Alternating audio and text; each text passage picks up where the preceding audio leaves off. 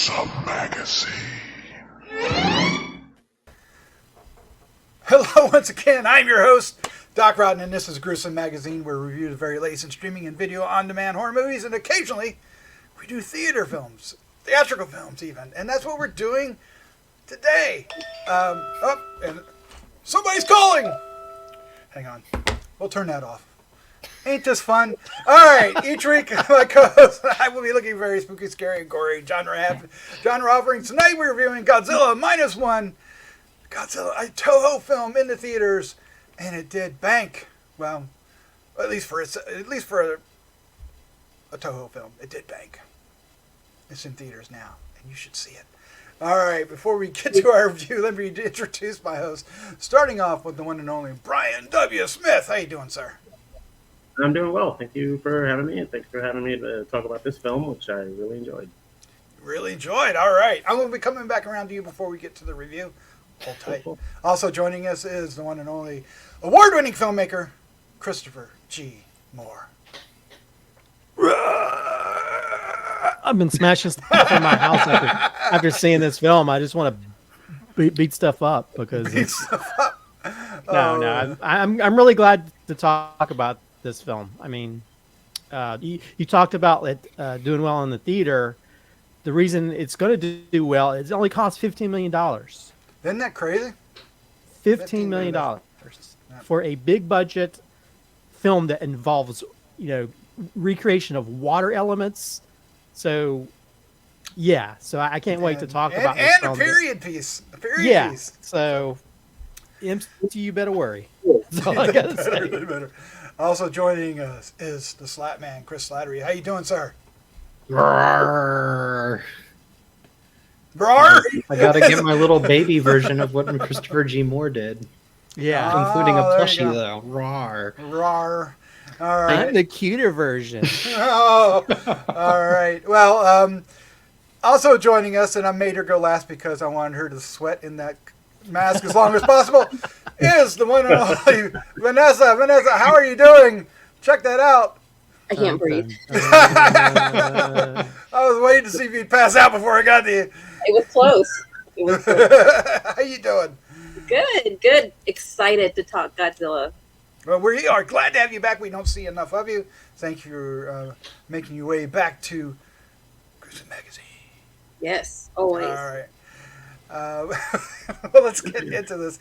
What we're going to do is we're going to start off a review. We're going to give you our first impression. Those first impressions will be spoiler-free. And then we'll get into a discussion about the film. And there's a lot to discuss about this film. And then we'll wrap things up with our score. They're all going to be really high. And we're going to give a favorite scene. And we might even each get 2 scenes. There's a lot of scenes to really like about this one. And we hope you enjoy not only this review, but many others that we have on the site. And if you do, please hit the like and subscribe. Share with a friend buttons. Each click will help us find more horror fans just like you. Yeah. But before we get into all of that, I want to turn the floor over to Brian W. Smith. Because as you're watching this, we're probably quickly approaching the New York City Horror Film Festival, which you are a part of. Why don't you tell us a little bit about it? So we have the New York City Horror Film Festival coming up this week, December 7th through the 10th. It's going to be at Look Dine and Cinemas. It's a new venue. It's West 57th Street if you're in Manhattan. It's close to the highway, 10th Avenue.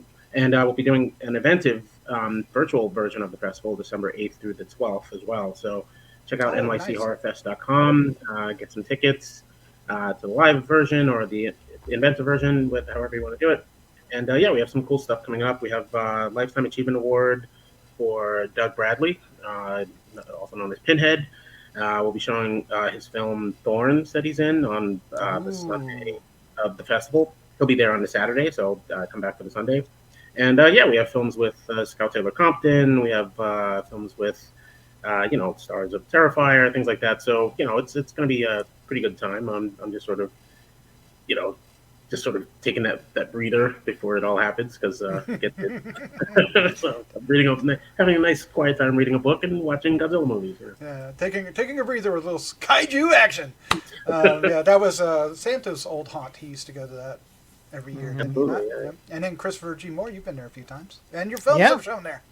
I was there last year. Our film won Best Special Effects. So Nice. I'm really bummed I can't go this year because there's like so many filmmakers I know. Like there's Stuart Spark who's got How to Kill Monsters. Oh, definitely His wanna newest see that, one's yeah. screening there because I got to meet them the last few years ago when I was there for Gut Punched, which Vanessa was in. But yeah, it's such an amazing festival. I wish I didn't have financial burdens and responsibilities outside of making I films. think we to can all be able to relate go. with those financial burdens. Yeah. I need to be independently wealthy. So if there's any sugar mamas that want to Can I help be me out, born independently wealthy now? Yes, let's buy some lottery tickets. We'll all just go in together. All right.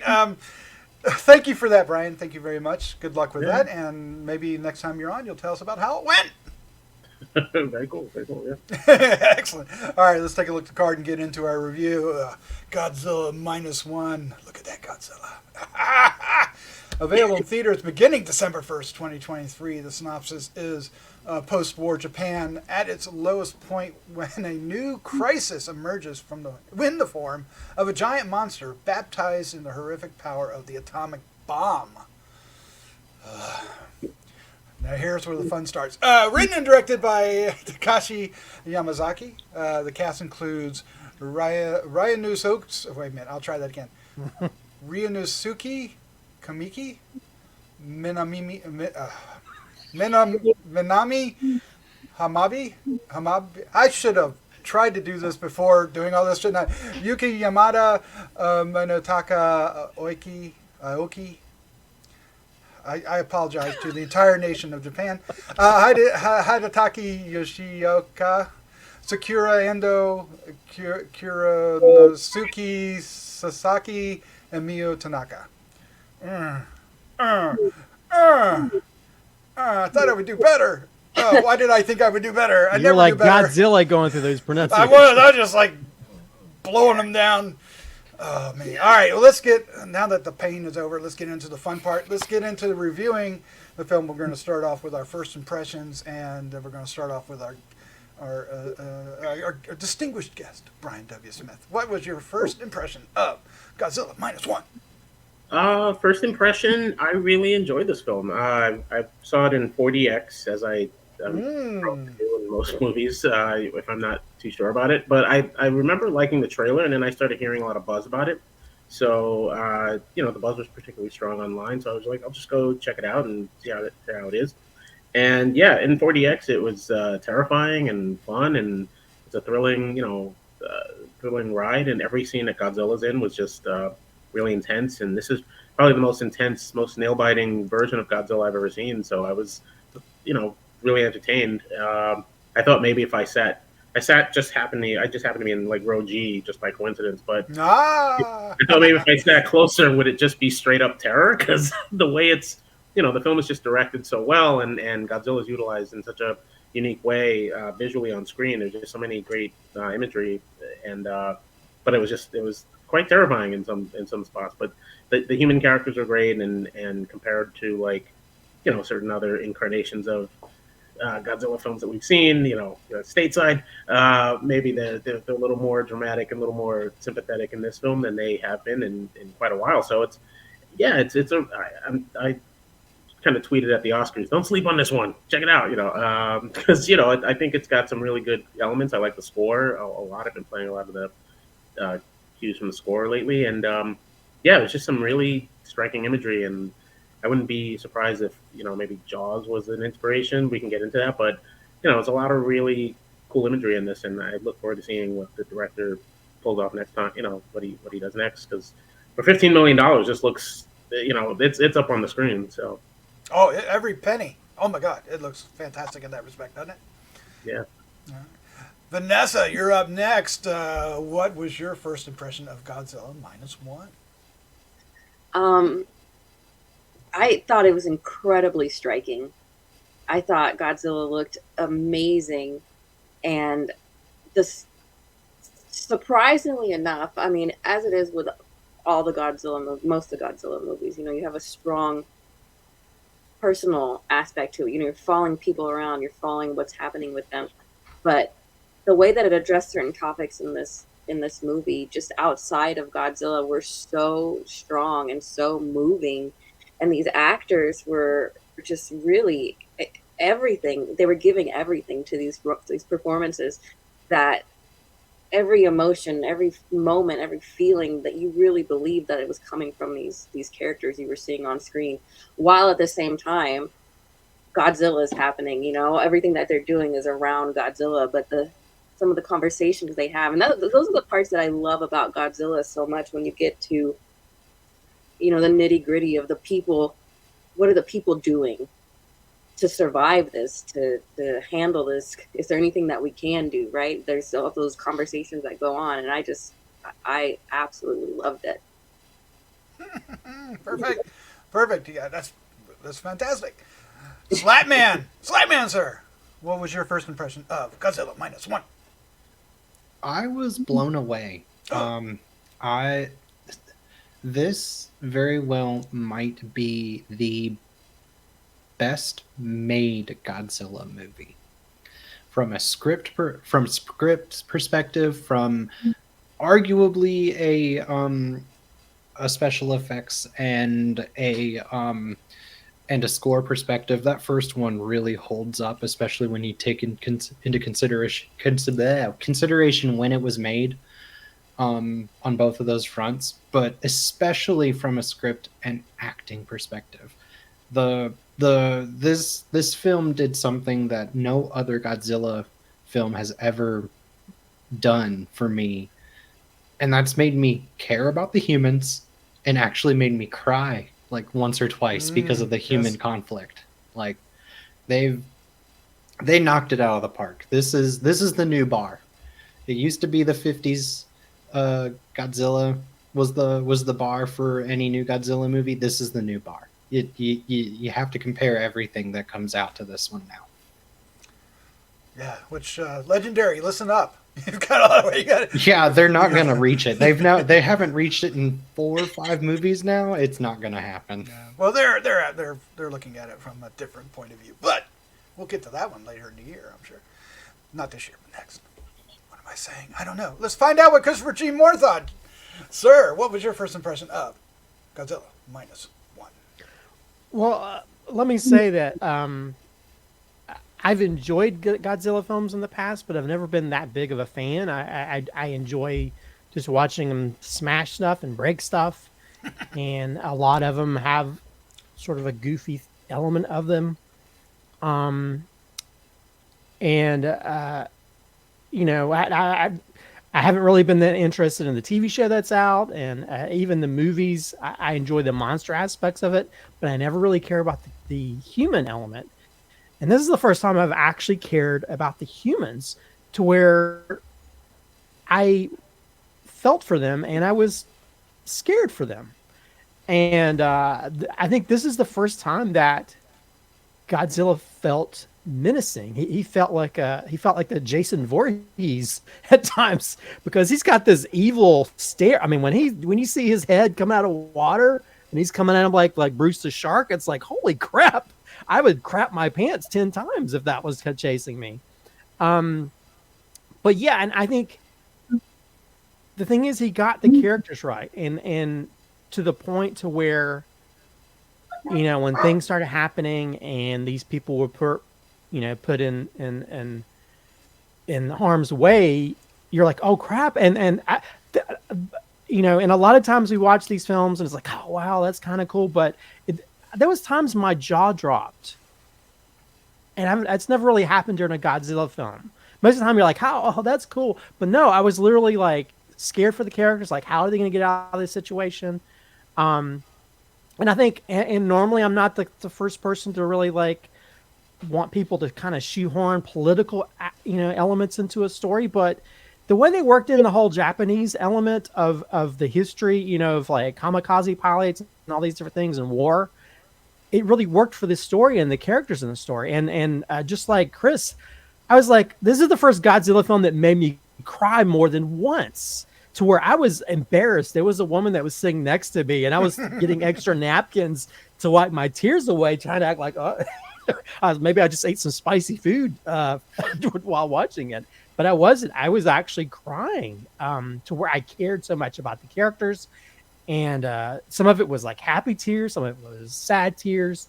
I love the characters. I love the historical element of it. And it almost kind of tells a different version of Godzilla if you know like the stories behind it. But the special effects for this film to be a $15 million film. And I think one of the reasons why it looks so good is the director was the writer and the visual effects supervisor. That is unheard of.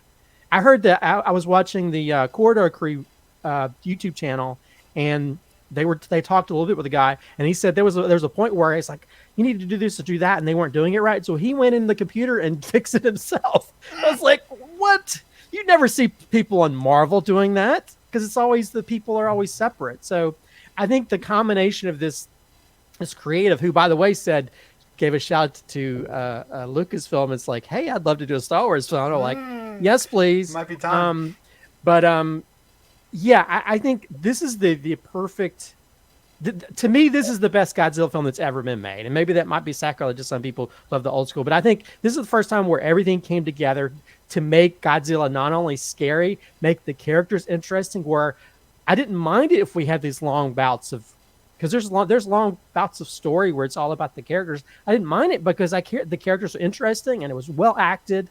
And yeah, this Oscar, I think some of the actors should get nominations. Yes. I think some of the actors are so great in this. So let me stop. I could talk about this, film until Godzilla comes out of the water. But yeah, this film is. I was scared. I had like. All these people talking how good it was. I was scared I was going to go to it, and it wasn't going to fulfill that level. But it went beyond that to where I was like, I can't wait to see it again. Because and watching like we watch all these MCU movies or other movies where there's special effects. There's not one point where I felt like that's a CGI character, or that's a CGI this or that. Everything just worked perfectly. Yeah, I never thought a Godzilla film could be just this engrossing and interesting. And I think Hollywood, you need to learn from this. Okay, watching that Godzilla Kong trailer, it looks like the dollar store version of Godzilla. It looks nothing. It looks cheesy. This is the Godzilla. This is the type of creature films I want to see in the future, because if you put heart and a good story into it, it's going to turn out wonderful. Yeah. Anyway, this film is just perfection. Yeah, I'm going to mirror everything everybody said here. This movie is I think the Godzilla movie we've all been wanting since the original Godzilla. I mean, we like seeing Godzilla doing the wrestling matches with all the other kaiju and stuff. And there's Godzilla versus Kong, the old 4 or 5 one, 3 maybe, is one of my favorites, even though it's goofy, but I love it.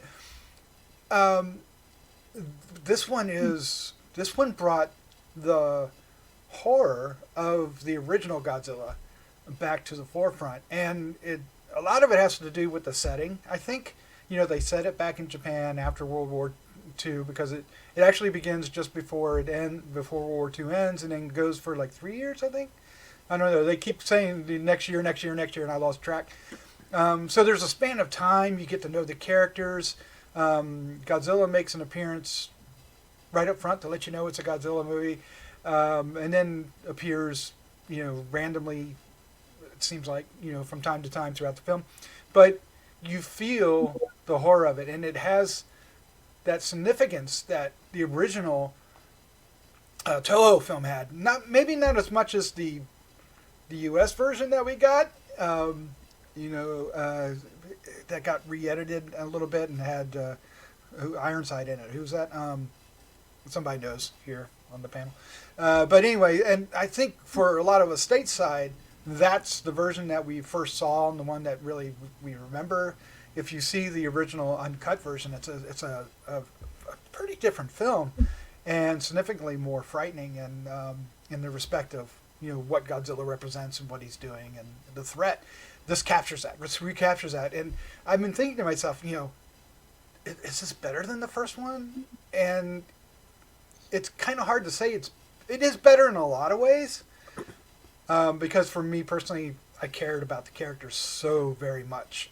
They did a wonderful job, both in the script and in the performances and the direction, I guess you would say as well, in bringing these characters to life. And there's a reason why that I want to get to as soon as I finish here with my first impression.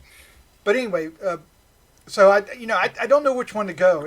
I could easily say this is the best one. I could easily say that the first one, still reigns supreme. Either way, this is an incredible film. It's what, just that or a little over 2 hours, goes by like that. It doesn't matter that it's an extra half hour to a Godzilla movie that we're used to, right? It just you get it. It just engrosses you. It brings you into the film, and you never lose attention. You're just glued to the screen, and you're watching these people fight for their lives in a number of different ways. Not only Godzilla, but just in surviving. I mean, in Japan post-war, our hero comes home. His home is gone. He has to rebuild, and the family that he ends up with is makeshift. Right? It's happenstance, but no less emotional. Really, really wonderful job. Even the sub characters, the supporting characters, are remarkable. He's basically on this boat where they're getting mines, trying to collect the mines that both the U.S. and Japan put in the seas, and they're trying to collect them up. And those four characters have so much going on that they're worth watching.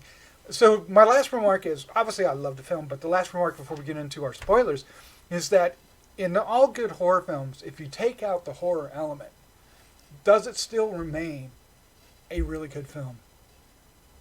It does. I mean, something has to replace the threat of Godzilla, but it doesn't have to be a giant kaiju in this case, right? It could have been something else that was threatening him, and it still would be a fantastic film because of the attention to the story and the characters and their arcs. Fantastic job. And yes, somebody said it. It definitely deserves to be an Oscar candidate. Will it? I suspect it'll get looked over, or I fear it'll get looked over. But it's you got Best Foreign Picture, but could it be a Best Picture? Could it be one of the 9 or 10 that gets selected? It should. I would say it should. Any arguments? I mean, no offense to Oppenheimer. I don't remember anything in it. Well, supposedly, the image of Godzilla, his head coming out of the water, is ingrained in my brain. Like, I'm pretty glad that I wasn't too close to the screen, because that's just nightmare. That and the interesting thing they did with the spikes to power up. Yeah, and they give it a little bit more of a mythology that he has to power up between each fire. He just can't just fire it off. He has to store up the energy. A word of warning to anyone who's seeing it in 4DX: brace yourself for those scenes. Oh yeah.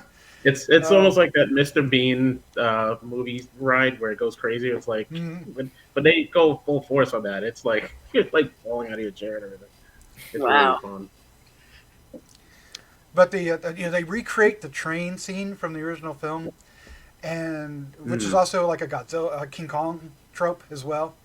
And oh my god, it is so good. It's so good. The special effects, Christopher, like you were mentioning, are wonderful in that scene, because the train breaks in half and all, everybody, and she's holding on, and you never don't believe that's actually happening, which is astonishing, like you said, for the amount of money they spent. Well, it just, I mean, like when he's going through the city, or even just in the water. I mean, my filmmaker brain is thinking, there's so much water stimulation in this film, and normally you try to pull it off, and at some point it's going to look muddy, and especially on you think on a $15 million budget, it wouldn't be on the same level as like any of these MC movies that are like $150-200 million.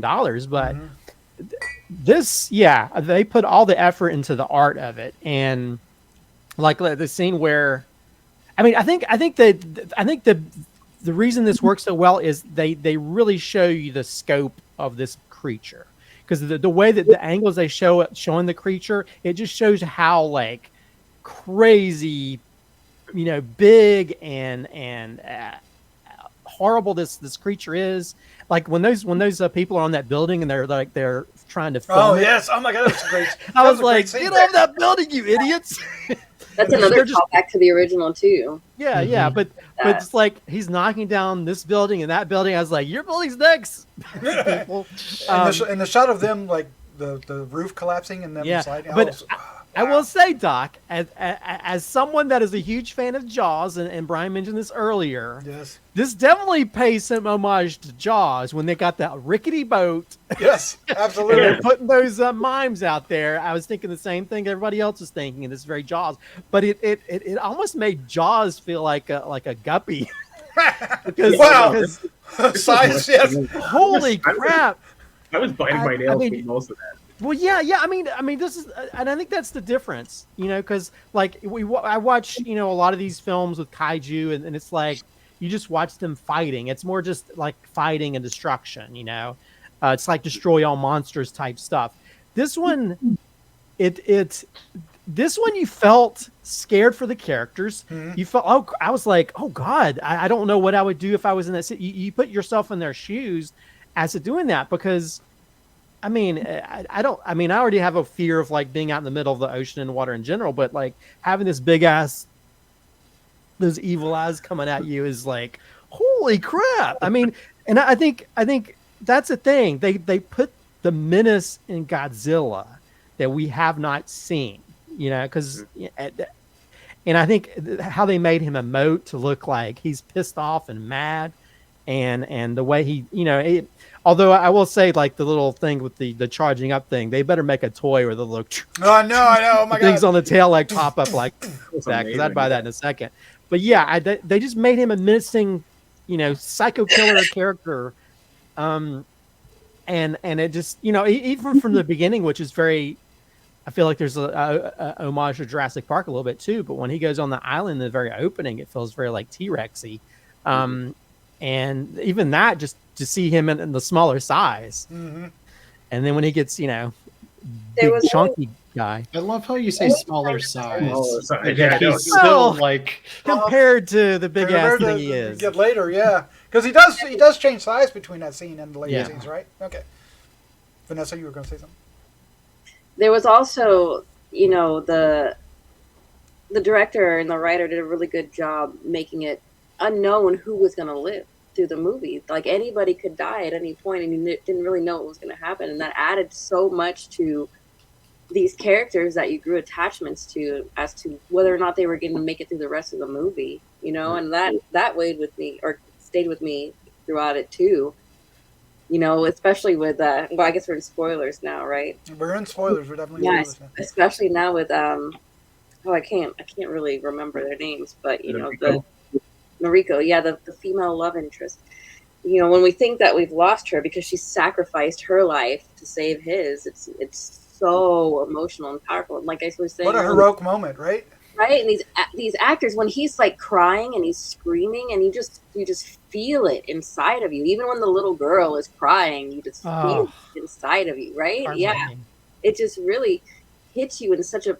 And you're right, like you haven't really felt that since the original Toho version of Godzilla, the first Godzilla, because you do get that kind of emotional connection with those characters, and I loved how much this one paralleled that one in a way to pay homage to it, but not just remake it, right? Because it didn't feel like a remake. It felt fresh. Not at all. Yeah, fresh and new, but still felt like this is the Godzilla that we want to see, right? This is the Godzilla that we know and love. This goofy little guy here, and I just love that so much. To add on to what you're saying, Vanessa, it was also so smart for them to go back and do like you're right, it doesn't feel like a remake, but when you think about it, it's like, no, it's pretty much a remake imagining, of that original. And that's so smart because it's so good. I have a feeling that there's going to be so many people that want to see it, especially if it gets an Oscar nom. So many people that have never watched a Godzilla movie before are going to see it. based on social media and word of mouth alone. And it's so smart because you don't need to know anything going into it. My wife, who has never seen a Godzilla movie before, went into it and came out and was just like, holy crap, are all other Godzilla movies this good? Because if not, I'm missing out on something. I'm like, nope, this is the highest. You might be able to get the only other one that's about as high as the first one. You might not like it as much. Well, I will say, like, you know, from a storytelling point of view, I did like the where it kind of throws us for a loop a few times. Because that one time when they're getting prepared for Godzilla and he just shows up and smacks a ship, like, we haven't even launched our ship yet.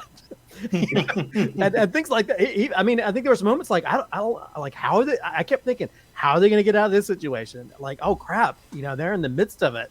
What are they going to do? I mean, there's like so many moments like that. I was like, oh, man, this is crazy. What's happening?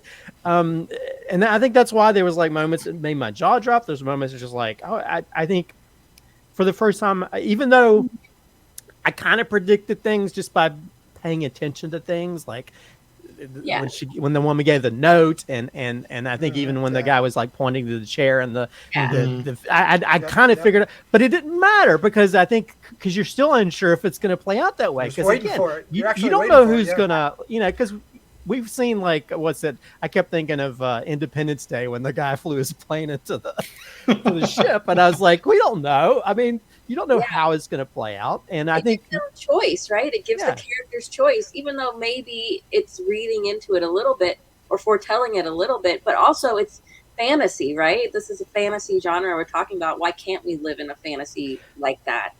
Yeah, but at the same time, I still didn't know exactly how it was going to play out the way I thought it was. And I think that I think as we've all seen a lot of movies as this group individually, and we kind of figured things out. But this felt kind of fresh, even though this story's been told so many times over the years. This felt fresh and new, and I think, you know, I think dedicating it so much to the drama and also humor.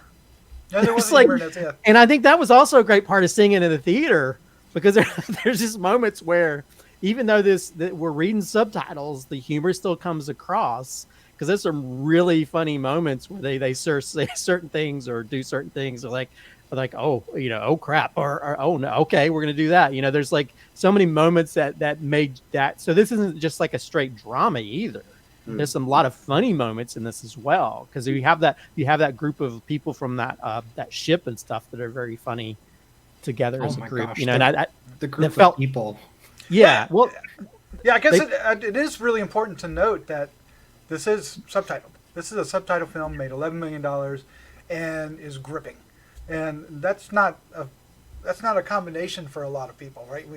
Well, I'll bring Dave into this. Dave generally does. I know he likes this particular film. This one won him over, and we've made him watch so many that he's starting to loosen his anti subtitles things. But yeah, you're reading this film, so you're getting all the emotion is actually coming from their inflection, the way they're speaking, their body language, and all this stuff. And I don't know if it's the way that he shot it and set it up with the subtitles or what, but I did not feel like I missed anything. I forgot I was reading. Yeah. Yeah, I was absorbing all of it at the same time. So there was some finesse in that he mastered with that, because it really made it for a flawless viewing experience.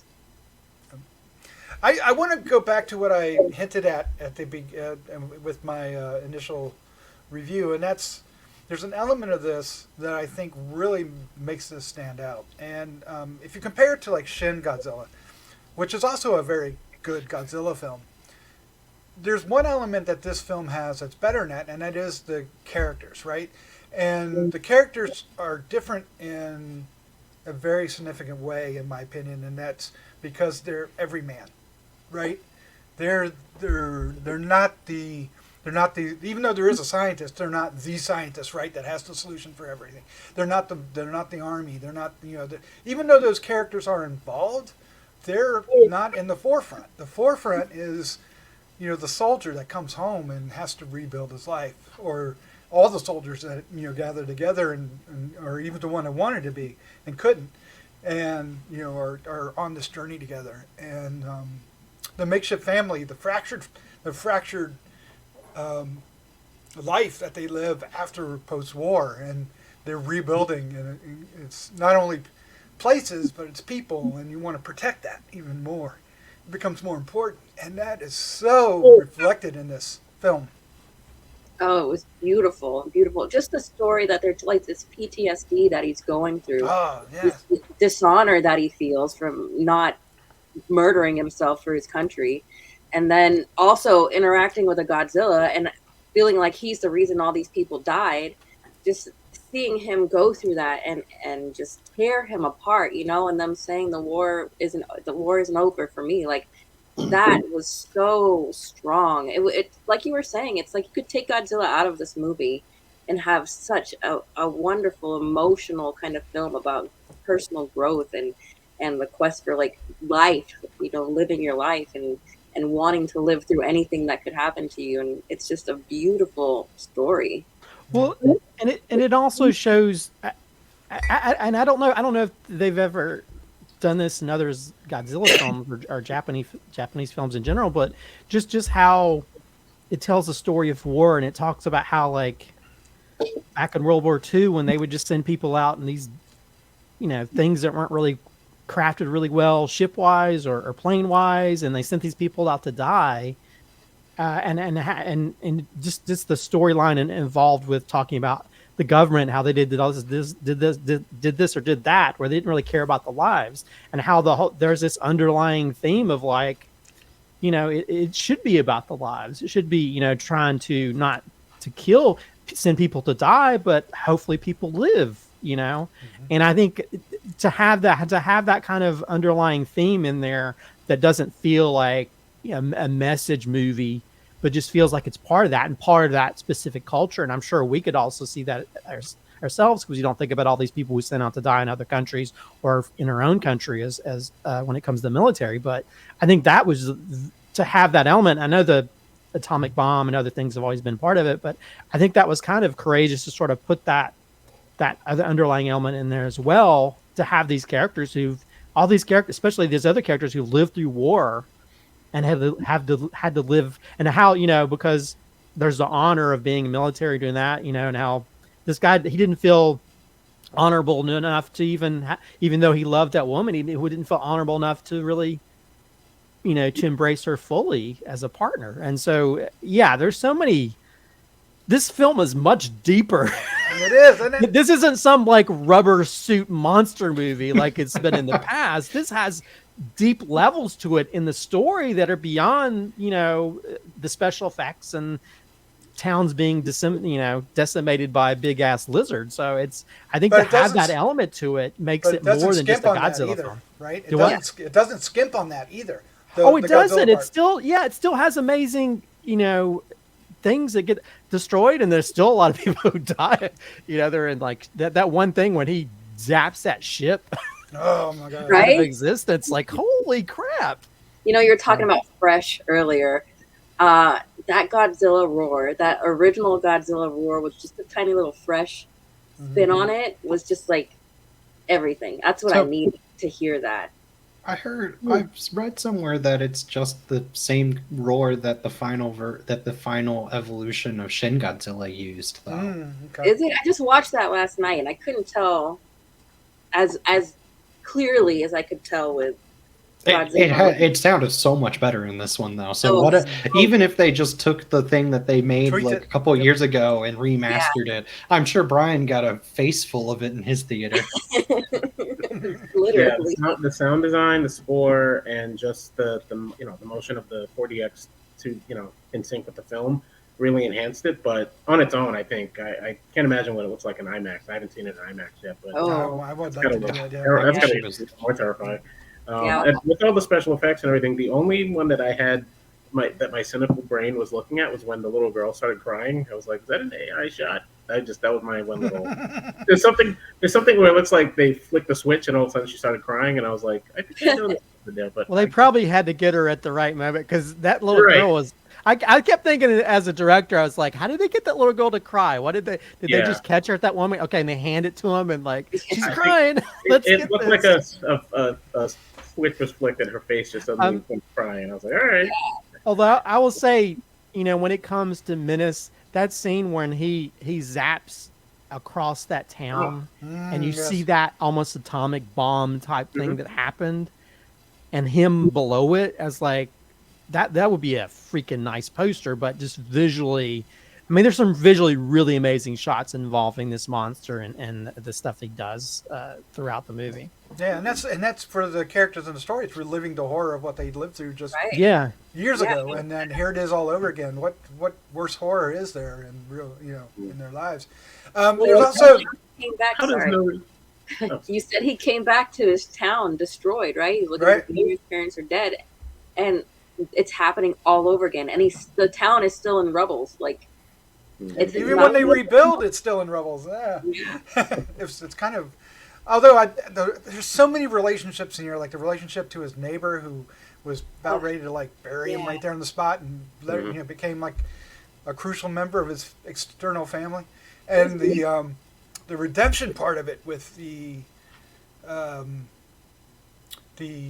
mechanic that was from the original island that came that he had to go reach out to bring back to fix that plane was so powerful. It really was. but also funny how he sent a letter saying, "Is your reason all these people died?" I love his logic behind it too. Beat the shit out of Well, him. yeah, because you wonder how he got him to show up. And it's like I got him to show up because I pissed him off and made him mad. Flooded him with letters. His eye was like swollen closed because he beat the shit out of him. And then the best bit of comedy is that it jumped to him, and he's just like, "Yeah, I don't know. I was pretty drunk. I just fell down." I felt. His like eyes he's like Popeye. Yeah. It was great. Oh man. And that punch felt real when he came in and he punched him down into the ground. Like, Oh it man. hurts. It was great to see that character again though too, because that was such an Didn't emotional expect moment at that. the beginning, right? Yeah. When I did not everybody was dead but the two of them. Oh gosh. But let's talk about Godzilla just for a little bit. Because this is a CGI Godzilla as opposed to a man in suit, but I still felt it had the aesthetic of the man in suit. You know what I mean? Mm-hmm. Does that make sense? It obviously didn't feel like a man in suit, but yet it didn't feel too far divorced from the man in the suit. I feel like there were some scenes that were still Well, like could have an been, animatronic or a man in suit, but like that's how good they did. Like making it feel that way. If it's not, I'd be shocked. Some of the scenes where he's just walking around, not doing acrobatic stuff, especially in the very end when he's walking like around on the mainland but not in the city when he's in the plane. That feels like a miniature. Well, Godzilla's not in a plane, so. Well, yeah, but that feels like a miniature or like an animatronic. Oh, yeah. Yeah. Well, I'm sure they probably. I'm wondering. I think if anything, I can't wait to buy this on Blu-ray so I can just. I hope they have lots of special features on the making of it. But I would hope they probably did some motion capture or something a little bit. But again, I'd be really interested to see how they do that because even, I mean, granted. I was still like my eye was still looking at stuff to see if I can catch. I think the only thing I saw CGI was that probably could. There's like certain like wires on the ships that sometimes you can see a little bit glitchy because of it being CGI. But at some point I was like, I don't really care about that. But yeah, nitpicking, right? That would be nitpicking. Yeah, I'm looking for something like, and I shouldn't because I'm just enjoying the film. I think there's too many times where I watch, let's not even talk about the Flash film, but that had like 1990s CGI. But you have all these other MCU films that like where there's moments like, oh, that looks like a CGI character. It looks like that, And this one, I never felt like that. I felt like Godzilla. It felt like a real thing in that universe. He got the right shape, right? They went. Yeah. He looked right. His body was the right shape. His arm proportions, his head, everything. Even his feet. Even his feet. You guys should definitely go watch the Grue-Crew where they talk about it. They talked it, and they actually showed some footage. And the scene where the people are running down the middle of the street, that was actually a street with green screen on the sides where Godzilla's coming after him. So they did a really great job of incorporating some of the practical elements. Because I mean, and I also love the train shot where you see it like Godzilla coming in the reflection on the train, and then that piece of train goes down in front of him. I mean, there's like so many really great shots where they incorporated the practical footage along with the visual footage and integrated it so well. You don't feel like it's a CGI shot. You just feel like these people are in peril. And one The thing effects were pretty seamless. Yeah, I agree. I'm pretty good, especially nowadays after the MCU and all these other shows. Yeah, Of seeing, you can see the outline and the green screen, and here it was just like you're just sort of lost in. It looked like he was walking down the street, stepping on people. And the danger is so palpable. The danger is so real that you're not even looking at effects. You're just looking at, oh man, the stakes are so high. You feel it. You feel it. It doesn't. They're not doing the shot. Although I think there's one or two that kind of do it, but you don't get those shots where it feels like they're walking through a miniature set, right? And no. Well, it always feels like they're right the there. scene when the girl's on the train and I got vertigo. I was like, because I'm scared of heights. I was like, I was thinking, what would I do? I don't know what I would do. But yeah, I just things like that. Just incorporate. Just even seeing the people in peril. I think also another thing about this. Too many of these films, they focus on multiple characters. And this felt like almost like M. Night's Signs, where it just focused on these individual people instead of a million different characters. And so you feel more connected to them as opposed, let's go to this group of people. Now let's go to this group of people. And let's go to this group of people. And I think because we made it smaller and we focused on these individual small characters, it made it a better film in the long run. Yeah, especially our lead, who has just an extraordinary arc. There is one thing, before we get into our final thoughts here, our scores and favorite scenes, there's one element that I really appreciated that has nothing to do with what we're talking about as far as why this is a great film, but to me, I really appreciated it, and I have to say something about it. They explain how in the middle of a big ocean that's, how many feet, mile deep, whatever, that Godzilla's at the top floating around and standing up. Looks like he's standing up, right?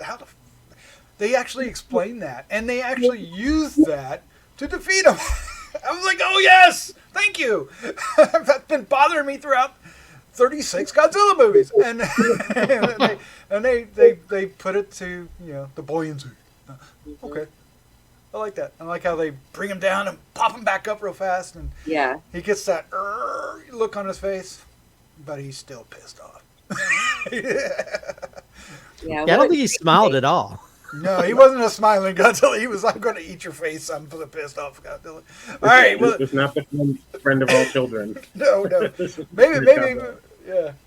He's that resting bitch face during the whole Oh, my gosh. He was angry. Awesome. Okay, one more thing before we get. What'd you guys think of the regeneration elements of it? I like that. And and I thought that was my favorite, final shot, because I was waiting for something. I was like, oh, that's terrible. Oh, yeah, well, but like when it was menace all the way to the end, even till the last shot. So. Yeah. But when he bit down on the, speaking of Jaws, when he bit down on the mine and they sharpshoot it, which is straight out of Jaws, right? Jaws. Yeah. And his face was blown up, and he's like, "Arr!" And it just starts coming back together. It was like, oh my God, how do you defeat this? I know. Well, the characters are like, oh no, what have we done? Run away! We've made him even angrier. Oh no! Run away! All right. Oh, go ahead. I thought it was a lot better. I liked it a lot better than Shin Godzilla in terms of the changing of Godzilla. I know in Shin Godzilla it was more of mutations and evolution, but in this one it felt like, I don't know, it just felt more natural. To what this monster, what Godzilla is, Yeah, it is.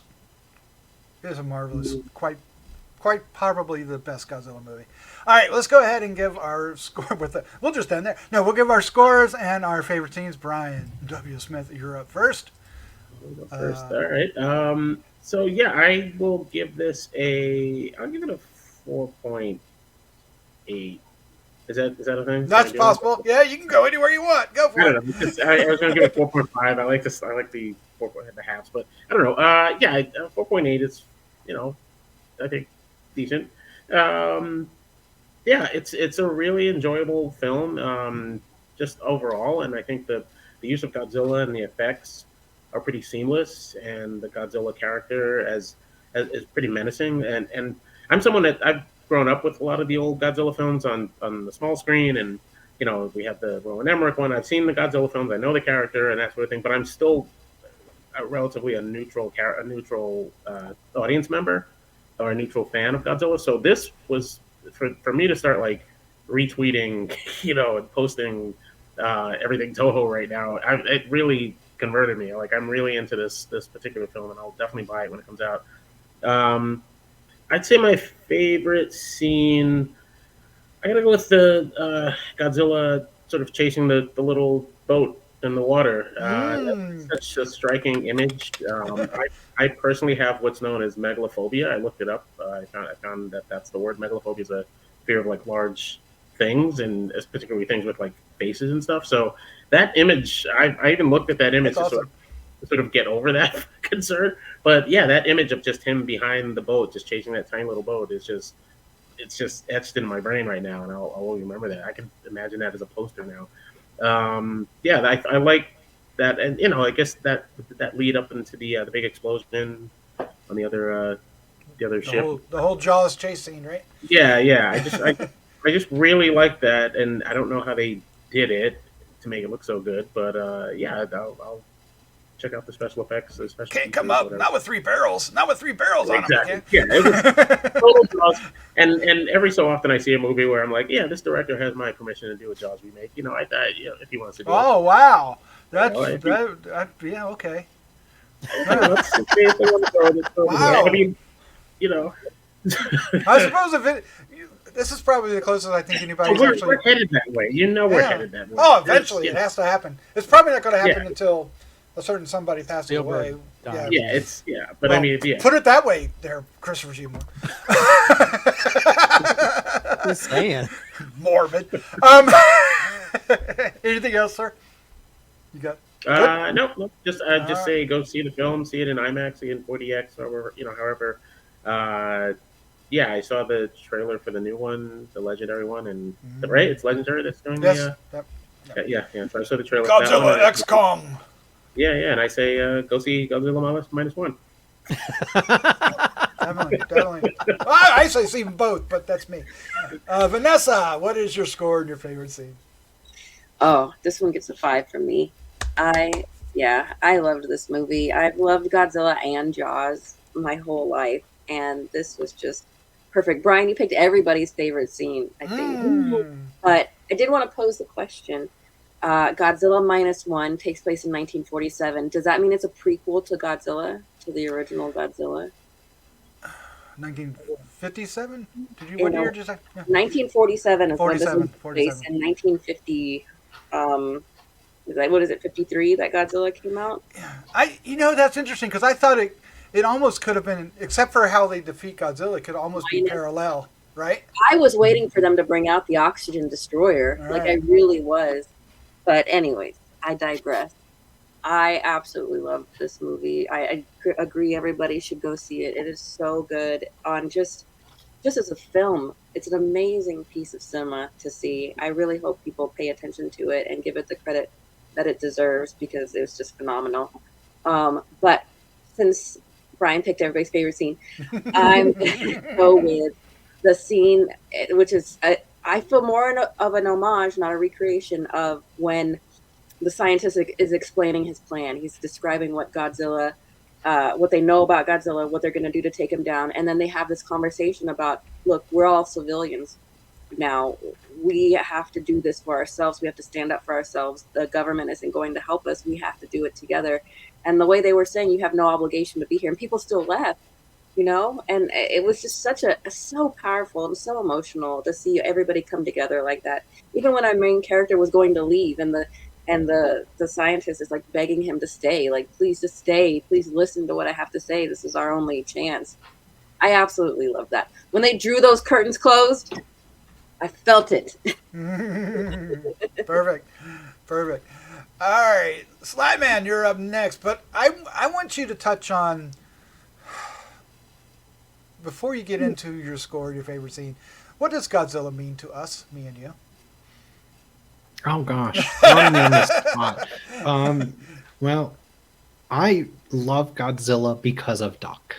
Doc got me into Godzilla, showed me the silly ones at a very young age. Let me look at his books and his little figures, and I. Ouch. Well, you let me look at the little ones, not the expensive ones. And yeah, and my love of it, I owe my love of it to him, and I've grown up loving it because of him. And so thank you for that. It means a lot to me specifically. I don't know if it still means a lot to you, Doc, but Oh yeah. this movie kind of reinvigorated my love for Godzilla, actually, because I mean I liked Shin Godzilla, but I haven't really liked a lot of the Godzilla movies that have come out in a while.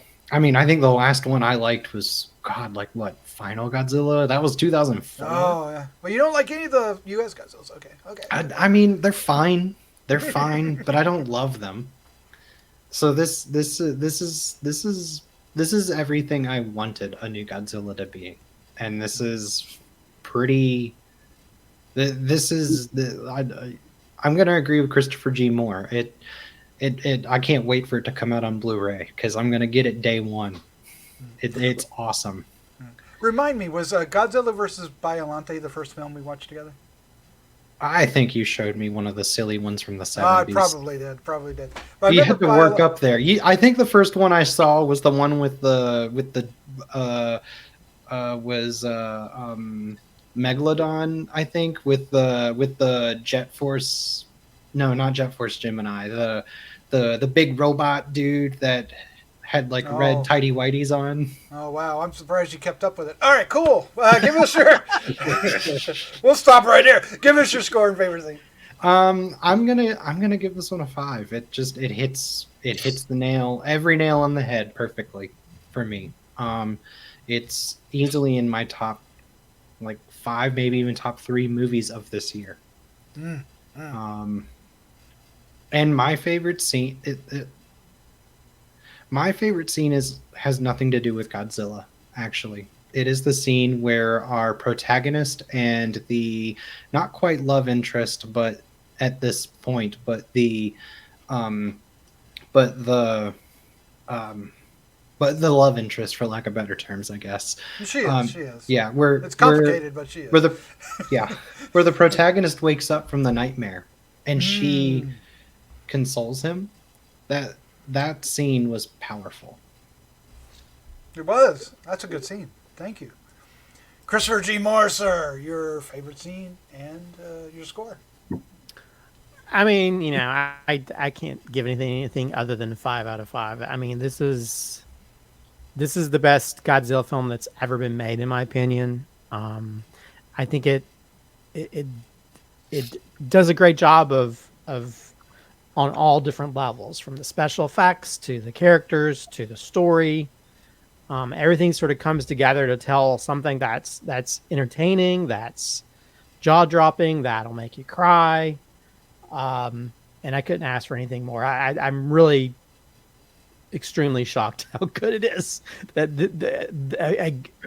a good Godzilla film like this should not exist. Wow. And Okay. no, I'm just saying it's kind of. I mean, just looking from where it came from and how it started. I mean, rubber monster suits and a lot of the elements of that, which they make. There's even parodies of it, like in Pee-wee's Big Adventure. I mean, it becomes like its own little thing. And I think it kind of it puts at the heart the characters for the first time where you actually care. And I think that's something Hollywood could learn a lot from. As for favorite scene, I could have easily picked the Jaws scene, which the spikes are like the new fins now. But I will say, I'll say one and I'll say an honorable mention just so I can put a non-Godzilla. But I'll say the part when Godzilla shoots his ray in the town and then there's that big atomic bomb, which is just a reminder of what happened previously and stuff. But just the visuals of that are just so daunting and jaw dropping, and just like, oh crap, this monster is not something to sort of like cheer for for the first time. You're not cheering for this character. And it's such a beautifully and just horror filled shot, you know. I'll say an honorable mention. I'd say when he goes to see the little girl before he flies out, and I'm choked up thinking about it. When she gives a little picture. Yes. And then the kid starts crying like they know that he's gonna leave her, you know. And so I was like, there's several times I broke down crying. I was like, why am I crying in a Godzilla film? What is wrong with me? So I'm glad other people had that same reaction. But I just think because I felt so much for the characters and this little kid who's like, this kid's been through a lot. The kid's not like a few years old and had lost his parents, and you know, supposedly lost the mom, and then gonna lose. I was like, crap, I feel for this kid. But anyway, I just like when you could do that for something that's supposed to be entertaining and supposed to be about just a big lizard knocking shit down, and make it about the humans. Good Lord. That's an amazing ability to do that within something that has so many CGI shots of different things in it. So yeah, that's an honorable mention just because of how there's other things that made me cry too. And I can't believe I'm crying during this review, but it's like this film does such a great job on everything. So. No, it is quite emotional. I've choked up a bit. I feel like a monster. I was like, that kid's not crying.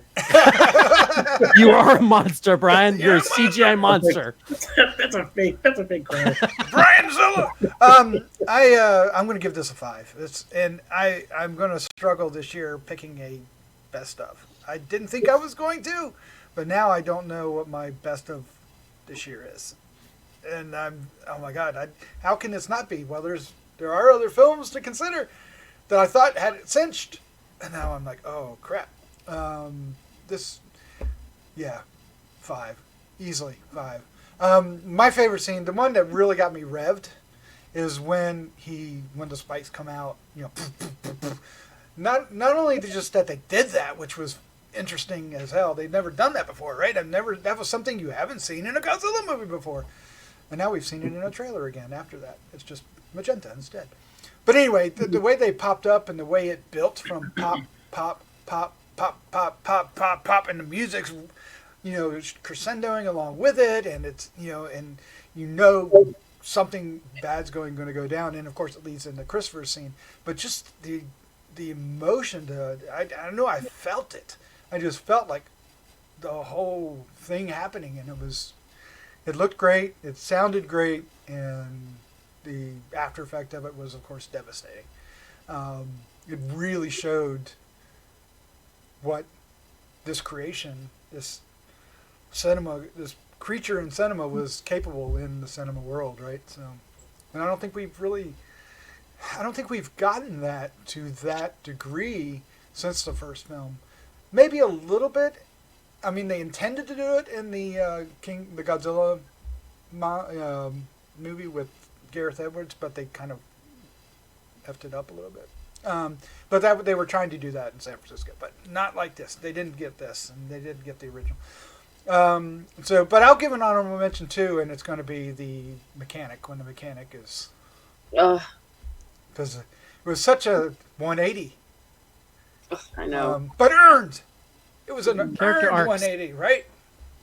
yeah. Fantastic. Another thing I forgot to mention that I just remembered was I love that they incorporated his eyes, kind of like Jaws, but like in the original, you'd see scenes where his eyes were completely black when he was using his plasma breath or whatever, and they did that in this, had his eyelids kind of roll over, and I thought that was really Like a doll's eyes. cool. Yeah, I didn't even consider the Jaws element of it until tonight, and it is so blatant. It's very there. Yeah. Oh my God, I just accepted it. I didn't even. I feel like this is his Jaws remake. It might, in a way. I think this is his Jaws In remake. a way. Yeah, he probably wouldn't do Jaws now because he'd be doing the same thing. All right, well, there you go. There's our lengthy but very positive review of Godzilla Minus One. And now, the next time we talk about this film, better be because it won an Academy Award, at least something. Godzilla plus And just to back up my review, because everyone's giving it a 5, of course. I think I'll stick with the 4.8 only because, although the ending was a happy ending, it was a nice ending. There was a gentleman in the audience who was like, "Get the fuck out of here!" That was the only moment that was a very New York moment, but that was like, he's not wrong. That is a serious New York moment. That's funny. She got knocked in the middle of 3 weeks from him. I don't know how that happened. But Oh, you mean when the woman was still alive? Yeah, and she's just. Well, but if you pay attention to that scene, she's probably not going to be alive very long. Oh, I see. Really? Oh my gosh. I'll have to go back and watch that now. The 48th Ho Chi Film Awards, which I don't know anything about. This film got nominated for Best Picture, Best Director, Best Lead Actor, Best Supporting Actress, and the director won. Oh, cool. So I'm not sure if that's like a Saturn Award or an Oscar Award. I don't know the relevance. I wonder if this could be up for an Indie Spirit Award because it's basically got the same. It could be. It's got the same budget as a lot of indie films do. I mean, seriously, it should be. And I think they're open now to big budget movies now. Oh, are they? Are they? Yeah, I think they got them. This should be. I mean, well, if anything, But is this 15 would be million big budget amazing anymore? is if this film was not nominated for an Oscar for visual effects And it won. It would be insane. and won over all these people that spent like, $150 million on a film. It's crazy. Time to start looking at where that money's going. Well, I've read something funny is that Godzilla got 10 million and the 5 million went on everything else. Well, the thing is, if it got nominated for visual effects, the director would probably get the award because he was the visual effects. He'd be part of it, yeah. But it definitely deserves. It deserves more than that. Yeah, for because sure. if they skip over that, that's going to be messed up. I fear it's going to happen. You almost kind of. How is it? How is this film going to be taken seriously? Well, watch the damn thing, and that's why you're going to take it seriously. But it's not unheard of. We've seen other films that you wouldn't think rise into that position. So I'm hoping. Rise. Ooh. All right. Because the Academy right now, if this is their chance, because right now they're on like Instagram and Twitter trying to be like hip and everything, but they're like pouring on all this love on all these tributes of movies and characters and things that they never nominated. So it's like, what are you doing? We'll see. Well, we can get into a whole discussion there, and maybe we should. But let's just go ahead and end this one now. We're in an hour, so I think we've done plenty of talking about this movie. So if you haven't seen it, go see it. What are you waiting on? And see it in the theater. It's definitely theater worthy. It's amazing. Slattman, Brian, Christopher G. Mohr, and Vanessa Zilla, who is kind of half Vanessa, half Zilla at the moment. Thank you for joining me. This is amazing. Just a note: if you're gonna go see it in theaters, Sorry. Oh my gosh, sorry. If you're gonna go see it in theaters, it's only in theaters until like the 8th. December 8th. Really? So, Just this week? Oh, so Really? go fast. That sucks. Crazy. yeah, because I definitely want to see it So again. worth Because I'll have to run It fast. might get extended, but It needs to be. Yeah. I have to, I may see it in IMAX now, just to see the height of it. All right. Well, with that, let's get out of here and go see it again. Let's say goodnight. Good night. Night. Roar.